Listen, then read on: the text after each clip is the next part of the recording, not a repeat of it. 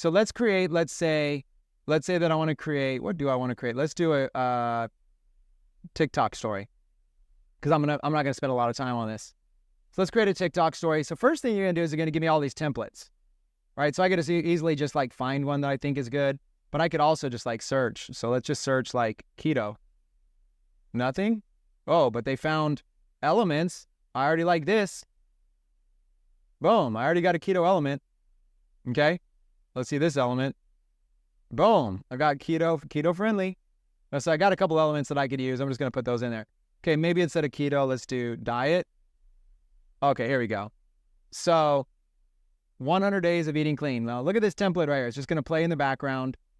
And like, look at how simple this is right here. I'll go full screen. Look, the text is already pops in. It's just nice and easy. Celebrating 100 days of eating clean. So basically how simple it is to be able to create content is you could just find stuff like this, and then you could just go in here. Celebrating 44 days of pure keto, right? So I could just automatically use this every single day.